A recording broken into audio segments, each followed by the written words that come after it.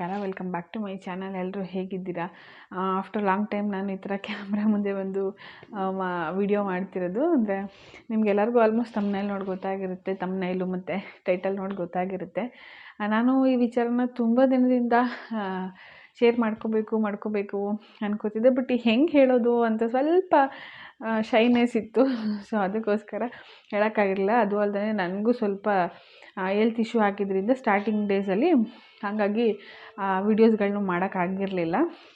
ಮತ್ತು ಒಂದೇ ಸಲ ಸೀಮಂತದ ವಿಡಿಯೋ ಹಾಕಿದ ತಕ್ಷಣ ಏನಪ್ಪ ಪ್ರೆಗ್ನೆನ್ಸಿ ವಿಡಿಯೋನೇ ಅನೌನ್ಸ್ ಮಾಡಿಲ್ಲ, ಒಟ್ಟು ಡೈರೆಕ್ಟಾಗಿ ಸೀಮಂತದ ವಿಡಿಯೋ ಬಂದುಬಿಡ್ತಲ್ಲ ಅನ್ಕೋತಾರೆ ಅಂತೇಳ್ಬಿಟ್ಟು ಸೊ ಒಂದು ವಿಡಿಯೋ ಥರ ನಿಮಗೆ ಆಲ್ಮೋಸ್ಟ್ ದೀಪಾವಳಿ ವಿಡಿಯೋಸಲ್ಲೆಲ್ಲ ಹೇಳಿದ್ದೆ ನಾನು. ಅಂದರೆ ಇನ್ಸ್ಟಾಗ್ರಾಮಲ್ಲೆಲ್ಲ ನಾನು ವಿಡಿಯೋಸ್ನ ಆಲ್ರೆಡಿ ಪೋಸ್ಟ್ ಮಾಡಿಬಿಟ್ಟಿದ್ದೆ. ಬಟ್ ಈ ಯೂಟ್ಯೂಬಿಗೆ ವಿಡಿಯೋ ಮಾಡಿ ಹಾಕೋಕ್ಕಾಗಿರಲಿಲ್ಲ. ಸೊ ಫೈನಲಿ ಕಾಲ ಕೂಡಿ ಬಂತು. ನಾನು ತುಂಬ ದಿನದಿಂದ ಅನ್ಕೋತಿದ್ದೆ ಬೇಗ ಮಾಡಿಬಿಟ್ಟು ಹಾಕೋಣ ವಿಡಿಯೋ ಹಾಕೋಣ ಅಂತ. ಬಟ್ ಕಾಲ ಕೂಡೇ ಬಂದಿರಲಿಲ್ಲ. ಈಗ ಫೈನಲಿ ವಿಡಿಯೋ ಮಾಡೋಣ ಅಂತೇಳ್ಬಿಟ್ಟು ಮಾಡಿದೆ. ಈ ಟೈಮಲ್ಲೇ ಆ್ಯಕ್ಚುಲಿ ತುಂಬಾ ಕಷ್ಟ ವೀಡಿಯೋಸ್ಗಳನ್ನ ಮಾಡೋದು. ಎಷ್ಟು ಕಷ್ಟ ಅಂತ ಅಂದರೆ ಹೇಳೋಕ್ಕಾಗಲ್ಲ. ಅದಕ್ಕೆ ನಾನು ತುಂಬ ಬ್ರೇಕೇ ತೊಗೊಂಡ್ಬಿಟ್ಟಿದ್ದೆ. ಇನ್ನೇನು ಪಾಪು ಎಲ್ಲ ಆದಮೇಲೆ ಫ್ರೀನೇ ಇರ್ತೀವಿ ಅನ್ಕೋತೀವಿ. ಬಟ್ ಆಲ್ಮೋಸ್ಟ್ ಅಂಥ ಏನು ಕೆಲಸ ಇರಲ್ಲಲ್ಲ, ಇನ್ಮೇಲೆ ವೀಡಿಯೋಸ್ಗಳನ್ನ ಕಂಟಿನ್ಯೂ ಮಾಡ್ಬೋದು ಅಂತ ಅಂದ್ಕೊಂಡಿದ್ದೀನಿ. ಪ್ರೆಗ್ನೆನ್ಸಿ ಕನ್ಫರ್ಮ್ ಆದಾಗಲೇ ನಾನು ವೀಡಿಯೋ ಮಾಡೋಣ ಅಂತ ಅಂದ್ಕೊಂಡೆ. ಬಟ್ ಆ ವಿಡಿಯೋ ಮಾಡೋ ಸಿಚುವೇಷನಲ್ಲಿ ಆಗಲ್ಲ. ಯಾಕೆಂದರೆ ಪ್ರೆಗ್ನೆನ್ಸಿ ಕನ್ಫರ್ಮ್ ಆಗಿ ನಾವು ಹಾಸ್ಪಿಟ್ಲಿಗೆ ಹೋಗಿ ಚೆಕಪ್ಪಿಗೆ ಒಂದು ಸತಿ ಅರ್ಲಿ ಚೆಕಪ್ ಇರುತ್ತಲ್ಲ, ಆವಾಗ ಆ ಚೆಕಪ್ಪಿಗೆ ಹೋಗಿ ಬಂದು ನೆಕ್ಸ್ಟ್ 2 ಡೇಸ್ಗೆ ನನಗೆ ಫುಲ್ಲು ಹುಷಾರು ತಪ್ಪಿಬಿಡ್ತು. ಅಂದರೆ ವಾಮಿಟಿಂಗ್ ತುಂಬ ಅಂದರೆ ತುಂಬಾ ಜಾಸ್ತಿ ಇತ್ತು. ಹೇಳೋಕ್ಕಾಗಲ್ಲ, ಅಷ್ಟು ಒಂದು ನೀರು ಕುಡಿದ್ರೂ ವಾಮಿಟಿಂಗ್ ಆಗ್ತಿತ್ತು, ಅಷ್ಟು ಹುಷಾರು ತಪ್ಪಿಬಿಟ್ಟಿದ್ದೆ.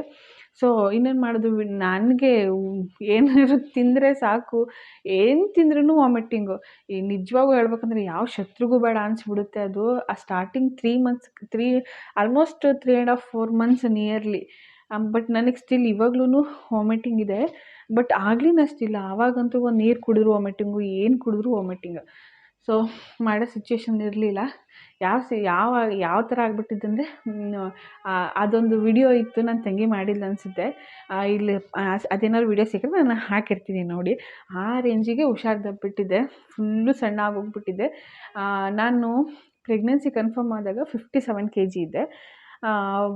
ಆಲ್ಮೋಸ್ಟ್ ಒಂದು 3 ಮಂತ್ಸ್ 3.5 4 ಮಂತ್ಸ್ ಬರೋ ಅಷ್ಟರೊಳಗೆ ನಾನು 2 kg ಕಡಿಮೆ ಆಗಿಬಿಟ್ಟಿದ್ದೆ. ಎಲ್ಲ ಪ್ರೆಗ್ನೆನ್ಸಿ ವೆಯ್ಟ್ ಗೈನ್ ಆದರೆ ನಾನು ಕಮ್ಮಿ ಆಗಿಬಿಟ್ಟೆ. 2 kg ಅಂದರೆ 55 kg ಬಂದುಬಿಟ್ಟೆ. 55 kg ಬಂದಾಗ ಫುಲ್ಲು ಎನರ್ಜಿ ಲಾಸ್ ಆಗೋದಿರ್ಬೋದು, ಈ ಥರ ಆಗಿಬಿಡ್ತು. ಸೊ ಆವಾಗ ವೀಡಿಯೋಸ್ನ ಮಾಡಿ ಹಾಕೋಕ್ಕಾಗಿರಲಿಲ್ಲ. ಅದಕ್ಕೆ ಫೈನಲಿ ಇವಾಗ ಕಾಲ ಕೂಡಿ ಬಂತು. ಅದಕ್ಕೆ ಇವಾಗ ವೀಡಿಯೋನ ಮಾಡ್ತಿದ್ದೀನಿ ನೋಡಿ. ಪ್ರೆಗ್ನೆನ್ಸಿ ಸ್ಟಾರ್ಟಿಂಗಲ್ಲಿ ಚೆಕ್ ಮಾಡ್ಕೊಂಡಿದ್ದು, ನಿಮಗೆ ಕಾಣಿಸ್ತಿದೆಯೋ ಇಲ್ಲೋ ನನಗೆ ಗೊತ್ತಿಲ್ಲ. ಅದಕ್ಕೆ ಮೆಮೊರಿ ಆಗಿರಲಿ ಅಂತ ಹೇಳ್ಬಿಟ್ಟು ನಾವು ಚೆಕ್ ಮಾಡ್ಕೊಂಡಿದ್ದ ಡೇಟು, ಆಲ್ಸೋ ಸಿಗ್ನೇಚರು, ನನ್ನ ಸಿಗ್ನೇಚರು, ಆಮೇಲೆ ಯಾವ ದಿನ ಅವತ್ತು ಅದನ್ನು ಬರೆದಿಟ್ಟಿದ್ದೀನಿ. ಯಾಕೆಂದರೆ ಒಂದು ಮೆಮೊರಿ ಅಲ್ಲ, ಇಂಥದ್ದೆಲ್ಲ ಮತ್ತೆ ವಾಪಸ್ ಸಿಗಲ್ಲ. ಸೊ ಅದಕ್ಕೆ ಇಂಥ ಮೆಮೊರಿಗಳನ್ನ ಕಲೆಕ್ಟ್ ಮಾಡ್ಕೊಳ್ಳೋದ್ರೆ ನನಗೆ ತುಂಬ ಇಷ್ಟ. ಅದಕ್ಕೆ ಇರಲಿ ಅಂತೇಳ್ಬಿಟ್ಟು ಮಾಡಿ ಇಟ್ಕೊಂಡಿದ್ದೀನಿ. ಜೀವನದಲ್ಲಿ ಯಾವತ್ತೂ ಮರೆಯೋಕ್ಕಾಗ್ದಿರೋ ಅಂಥ ಗಿಫ್ಟ್ ಅಂತಲೇ ಹೇಳ್ಬೋದು ಇದು. ನಂದು ಪ್ರೆಗ್ನೆನ್ಸಿ ಕನ್ಫರ್ಮ್ ಆಗಿದ್ದು ಹೆಂಗೆ ಅಂದರೆ, ಪೂಜಂದು ಎಂಗೇಜ್ಮೆಂಟ್ ಹೋಗೋಕ್ಕಿಂತ ಮುಂಚೆ ನಂದು ಪೀರಿಯಡ್ ಮಿಸ್ ಆಗಿತ್ತು. ಸೊ ನಾವೇನು ಅಂದ್ಕೊಂಡ್ವಿ, ಇಷ್ಟು ಬೇಗ ಬೇಡ, ಬಂದ್ಬಿಟ್ಟು ಚೆಕ್ ಮಾಡೋಣ, ಊರಿಗೆ ಹೋಗಿರ್ತೀವಲ್ಲ, ಹೆಂಗೆ 1 ವೀಕ್ ಆಗಿರುತ್ತೆ, ಅಲ್ಲಿಂದ ಬಂದ್ಬಿಟ್ಟು ಚೆಕ್ ಮಾಡೋಣ ಅಂತೇಳ್ಬಿಟ್ಟು ಮಾಡಿದ್ವಿ. ಸೊ ಅಲ್ಲಿಂದ ಬಂದ್ಬಿಟ್ಟು ಚೆಕ್ ಮಾಡಿದಾಗ ಡಬಲ್ ಲೈನ್ ಬಂದು, ನಾನು ಸೀರಿಯಸ್ಲಿ ಅಂದ್ಕೊಂಡಿರಲಿಲ್ಲ ಡಬಲ್ ಲೈನ್ ಬರುತ್ತೆ ಅಂತೇಳ್ಬಿಟ್ಟು. ನೋಡಿದ ತಕ್ಷಣ ಎಲ್ಲರಿಗೂ ಎಕ್ಸೈಟ್ಮೆಂಟ್ ಇರುತ್ತೆ, ನಾನು ಫುಲ್ ಕನ್ಫ್ಯೂಷನಲ್ಲಿದ್ದೀನಿ. ಹೌದಾ, ಆಯಿತಾ, ಡಬಲ್ ಲೈನ್ ಬಂತಾ ಅಂತ. ಅದೊಂಥರ ಅದನ್ನ ಸ್ಟೋರಿನ ಇನ್ನೊಂದು ದಿನ ಯಾವಾಗಾದರೂ ಹೇಳ್ತೀನಿ. ಫುಲ್ ಅಂದರೆ ಫುಲ್ ಒಂಥರ ಖುಷಿ ಆಯಿತು, ಕನ್ಫ್ಯೂಷನ್, ಎಲ್ಲ ಮಿಕ್ಸ್ಡ್ ಎಮೋಷನ್ ಅಂತಲೇ ಹೇಳ್ಬೋದು. ಅದೊಂಥರ ಚೆನ್ನಾಗಿತ್ತು ಎಕ್ಸ್ಪೀರಿಯನ್ಸ್. ಜೀವನಕ್ಕೆ ಪಾಪು ಎಂಟ್ರಿ ಆದಾಗಿಂದ ನಮ್ಮ ಜೀವನದ್ದು ಸೆಕೆಂಡ್ ಪಾರ್ಟ್ ಸ್ಟಾರ್ಟ್ ಆಗುತ್ತೆ ಅಂತಲೇ ಹೇಳ್ಬೋದು. ಇಷ್ಟು ದಿನ ಒಂಥರ ಇತ್ತು ಜೀವನ, ಇನ್ಮೇಲೆ ಒಂಥರ ಆಗುತ್ತೆ. ಸೊ ಎಲ್ಲ ಥರ ಎಕ್ಸೈಟ್ಮೆಂಟ್ ತುಂಬ ಇದೆ. ನೋಡೋಣ ಜೀವನ ಹೆಂಗೆ ಹೋಗುತ್ತೆ ಅಂತ, ಪಾಪು ಆದಮೇಲೆ ಯಾವ ಥರ ಇರುತ್ತೆ ಹಿಂಗೆ ಏನು ಎಲ್ಲ ನೋಡೋಣ. ಎಲ್ಲ ಒಂಥರ ಹೊಸ ಎಕ್ಸ್ಪೀರಿಯೆನ್ಸು. ಕೆಲವೊಂದು ಸತಿ ನಮಗೆಲ್ಲ ಗೊತ್ತಿರುತ್ತೆ ಅಂದ್ಕೊಂಡಿರ್ತೀವಿ, ಬಟ್ ಎಷ್ಟೊಂದು ಗೊತ್ತಿರಲ್ಲ ಅಂತೇಳ್ಬಿಟ್ಟು ನಾನು ಹಾಸ್ಪಿಟಲಿಗೆ ಹೋದಾಗ ಅಥವಾ ನನಗೆ ಎಕ್ಸ್ಪೀರಿಯೆನ್ಸ್ ಆದಾಗಲೇ ಅದು ಗೊತ್ತಾಗಿದ್ದು. ಯಾಕೆ ಅಂತಂದರೆ ನಾವೀಗ ನಮ್ಮ ಅಕ್ಕ ಆಗಿರ್ಬೋದು ಅಥವಾ ಬೇರೆಯವ್ರು ಯಾರೋ ನೋಡಿ ಹಿಂಗೆ ಆಗುತ್ತೆ ಅಂತ ಒಂದು ಐಡಿಯಾ ಇರುತ್ತೆ, ಅಥವಾ ಹಿಂಗೆ ಚೆಕ್ ಮಾಡಿಸ್ಬೇಕು, ಹಿಂಗಿರುತ್ತೆ ಒಂದು ಪ್ರೊಸೀಜರ್ ಇರುತ್ತಲ್ಲ, ಅದೆಲ್ಲರಿಗೂ ಗೊತ್ತಿರುತ್ತೆ.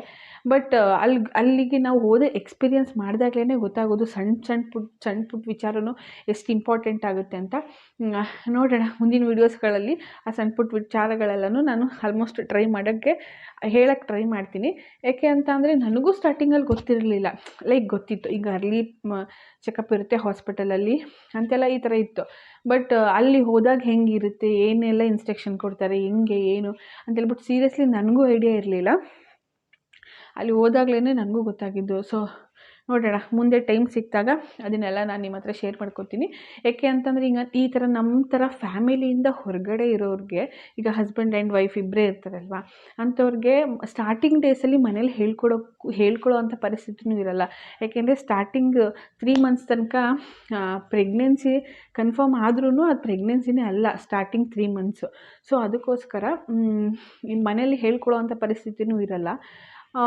ಸೊ ಅಂಥವ್ರಿಗೆ ಮೇ ಬಿ ನಾನು ಹೇಳೋದ್ರಿಂದ ಸ್ವಲ್ಪ ಹೆಲ್ಪ್ ಆಗ್ಬೋದೇನೋ ಅನ್ನೋದಕ್ಕೋಸ್ಕರ. ಮತ್ತು ನಮ್ಗಳಿಗೂ ಆಲ್ಮೋಸ್ಟ್ ಗೊತ್ತಿರುತ್ತೆ, ನನಗೂ ಆಲ್ಮೋಸ್ಟ್ ಗೊತ್ತಿತ್ತು. ಈಗ ಅಕ್ಕ ತಂಗಿ ಇವ್ರದ್ದೆಲ್ಲ ಪ್ರೆಗ್ನೆನ್ಸಿ ನೋಡಿದ್ದೆ, ಸೊ ನನಗೂ ಎಲ್ಲ ಗೊತ್ತಿತ್ತು. ಬಟ್ ಇದೇ ಥರ ಇರಬೇಕು, ಈ ಸಣ್ಣ ಪುಟ್ಟ ವಿಚಾರಗಳೆಲ್ಲ ನಮಗೂ ಗೊತ್ತಾಗಲ್ಲ. ಸೊ ಆ ಥರ ಹೇಳೋದ್ರಿಂದ ಕೆಲವರಿಗೆ ಹೆಲ್ಪ್ ಆಗಬಹುದೇನೋ ಅನ್ನೋದಕ್ಕೋಸ್ಕರ ಶೇರ್ ಮಾಡ್ಕೊತೀನಿ. ಪ್ಲಾನಿಂಗಲ್ಲೆಲ್ಲ ಪಾಪು ಎಲ್ಲ ಚೆನ್ನಾಗಿದೆ, ಚೆನ್ನಾಗಿ ಡೆವಲಪ್ಮೆಂಟ್ ಆಗಿದೆ ಅಂತ ಎಲ್ಲ ಹೇಳ್ತಾರೆ. ಬಟ್ ನಾನಂತೂ ವೆಯ್ಟ್ ಗೇನ್ ಜಾಸ್ತಿ ಆಗಿಬಿಟ್ಟಿದ್ದೀನಿ. ಬಟ್ ಈ ಟೈಮಲ್ಲಿ ಏನೂ ಮಾಡೋಕ್ಕಾಗಲ್ಲ. ಆಮೇಲೆ ಆಫ್ಟರ್ ಡೆಲಿವರಿ ಬಾಡಿ ರೆಡ್ಯೂಸ್ ಮಾಡಿದ್ರೆ ಆಯಿತು ಅಂತೇಳ್ಬಿಟ್ಟು ನಾನು ಇದ್ದಂಗೆ ಇರಲಿ ಅಂತೇಳ್ಬಿಟ್ಟು ಬಿಟ್ಬಿಟ್ಟಿದ್ದೀನಿ. ಏಕೆ ಅಂದರೆ ಈ ಟೈಮಲ್ಲಿ ನಾವೇನಾದರೂ ಸ್ವಲ್ಪ ರಿಸ್ಕ್ ತೊಗೊಂಡು ವೆಯ್ಟ್ ಲಾಸ್ ಮಾಡೋದು ಅದು ಇದು ಅಂತ ಹೋಗ್ಬಿಟ್ರೆ ಸುಮ್ಮನೆ ಮತ್ತೆ ಬೇರೆ ಥರ ಪ್ರಾಬ್ಲಮ್ ಆಗಿಬಿಡುತ್ತೆ. ಅದಕ್ಕೆ ಈಗಿರಲಿ, ಹೆಂಗಿರುತ್ತೆ ಹಂಗಿರಲಿ, ಮತ್ತೆ ಹೆಂಗೂ ಕರಗ್ಸೋದು ಇದ್ದಿದ್ದೆ ಅಲ್ವಾ ಅಂತೇಳ್ಬಿಟ್ಟು ಸುಮ್ಮನೆ ಆಗಿದ್ದೀನಿ ನಾನು. ಅದಕ್ಕೆ ಒಂದು ಚಿಕ್ಕ ವಿಡಿಯೋ ಥರ ಮಾಡಿಬಿಟ್ಟು ಹೇಳೋಣ ಅಂತೇಳ್ಬಿಟ್ಟು ಮಾಡಿದೆ. ನಾನು ತುಂಬ ದಿನದಿಂದ ಅನ್ಕೋತಿದ್ದೆ ಮಾಡೋಣ. ಒಂದು ಕಡೆ ಹೆಂಗೆ ಹೇಳೋದು ಸ್ವಲ್ಪ ಮುಜುಗರ ಅನ್ನಿಸ್ತಿತ್ತು. ಸೊ ಇರಲಿ, ಒಂದು ಯೂಸ್ಫುಲ್ ವಿಡಿಯೋ ಥರ ಮುಂದೆ ವಿಡಿಯೋಸ್ಗಳನ್ನ ನಾನು ಮಾಡಿದ್ರೆ ಕೆಲವ್ರಿಗೆ ಹೆಲ್ಪ್ ಆಗುತ್ತಲ್ವ ಅನ್ನೋದಕ್ಕೋಸ್ಕರ ಹೇಳೋಣ ಅಂತೇಳ್ಬಿಟ್ಟು ಮಾಡಿದೆ. ಇವತ್ತಿನ ವಿಡಿಯೋ ಇಷ್ಟೇ, ಚಿಕ್ಕ ವಿಡಿಯೋ. ಈ ವಿಡಿಯೋ ನಿಮ್ಗೇನಾದರೂ ಇಷ್ಟ ಆಯಿತಾ ಅಂದರೆ ಹೋಗಿ ಸಬ್ಸ್ಕ್ರೈಬ್ ಮಾಡ್ಕೊಳ್ಳಿ. ನನ್ನ ಚಾನಲ್ನ ಇನ್ನೂ ಯಾರು ಸಬ್ಸ್ಕ್ರೈಬ್ ಮಾಡ್ಕೊಂಡಿಲ್ಲ ಸಬ್ಸ್ಕ್ರೈಬ್ ಮಾಡ್ಕೊಳ್ಳಿ ಅಂತ ಹೇಳ್ತಾ ಈ ಪುಟಾಣಿ ವಿಡಿಯೋನ ಮುಗಿಸ್ತೀನಿ. Take care, bye bye. ಮುಂದಿನ ವಿಡಿಯೋ ಜೊತೆ ಆದಷ್ಟು ಬೇಗ ಸಿಗ್ತೀನಿ. ಅಲ್ಲಿ ತನಕ ಟೇಕ್ ಕೇರ್, ಬೈ ಬಾಯ್.